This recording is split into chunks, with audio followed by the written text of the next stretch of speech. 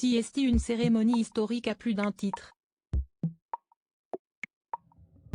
Le 6 mai 2023, sous les voûtes de l'abbaye de Westminster, Charles III sera couronné roi. Une symbolique toute religieuse.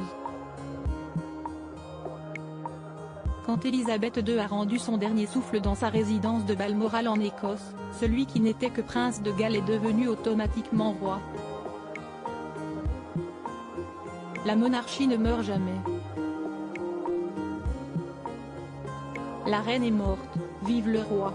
2 jours plus tard, il a été officiellement proclamé roi, lors de la cérémonie du conseil d'accession au Palais Saint-James à Londres.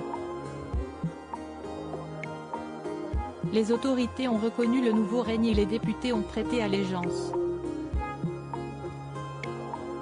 Puis après avoir observé une période de deuil de plusieurs mois, Charles III deviendra chef de l'Église d'Angleterre lors de son couronnement le 6 mai prochain.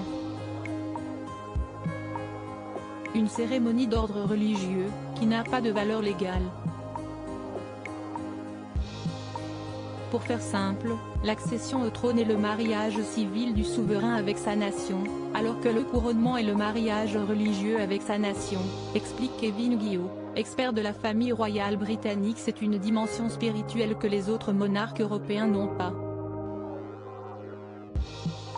Ils ne sont pas les chefs de leur propre église. Ainsi la monarchie britannique est une exception européenne. CST, la dernière monarchie d'Europe qui a encore un couronnement.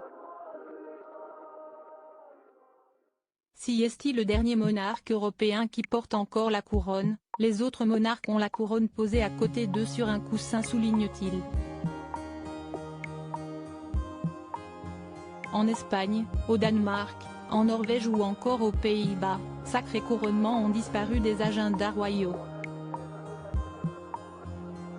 Aucune autre monarchie n'a gardé ce lien sacré et dans aucune autre monarchie européenne le souverain n'est le chef d'une église, analyse Nicolas Fontaine, expert des familles royales et fondateur du site Histoire royale. Dans la plupart des monarchies, dans une volonté de séparer l'église de l'État, les couronnements ont été remplacés par d'autres types de cérémonies. La plupart des rois ne portant plus de couronne non plus, on parle plutôt d'intronisation. Rétro 2022, Charles III, revivez les temps forts de l'année du nouveau roi en Espagne par exemple, il n'y a plus eu de couronnement depuis Isabelle de Castille en 1474. En juin 2014, Felipe V a prêté serment devant les Cortes Générales, le Parlement. La couronne et le sceptre étaient bien visibles, mais posés à distance sur un coussin. Pour saluer la foule, une procession en voiture décapotable peut être envisagée.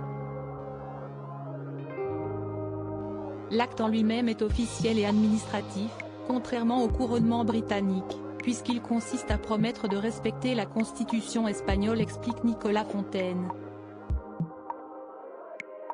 La princesse héritière Léonore d'Espagne devrait suivre ce même déroulé quand elle sera intronisée reine le moment venu. Du côté de la Suède, CST, encore une autre histoire, même si là encore, le couronnement n'existe plus. En septembre 1973, Carl XVI Gustaf a simplement été intronisé au palais royal de Stockholm devant les autorités du royaume.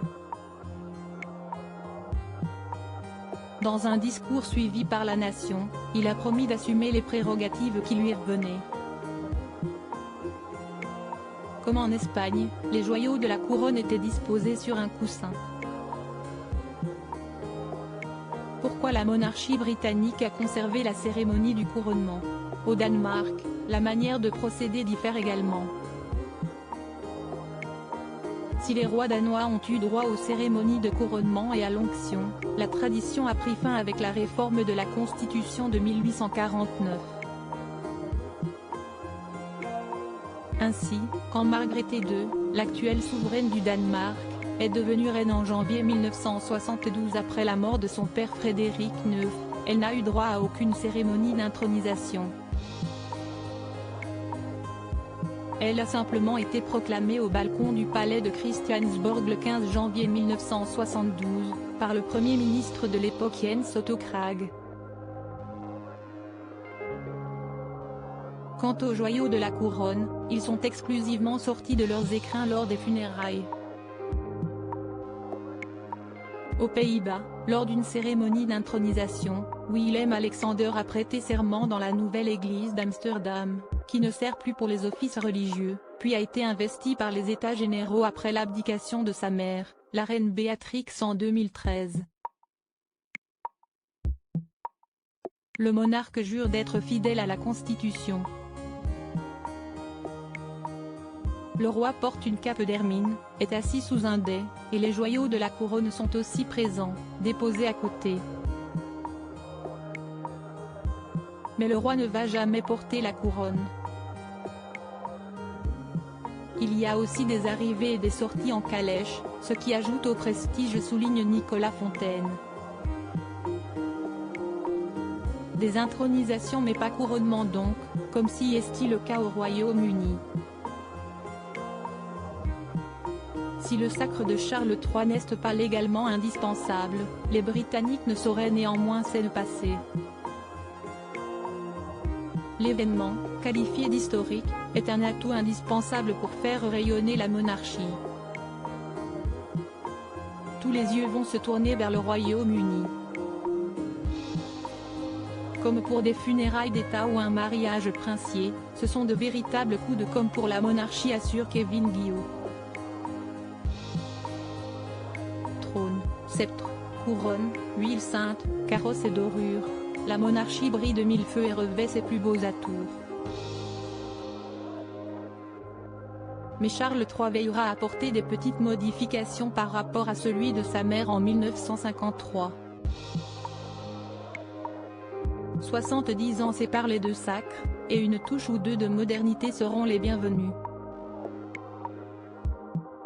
Crédit photo, agence.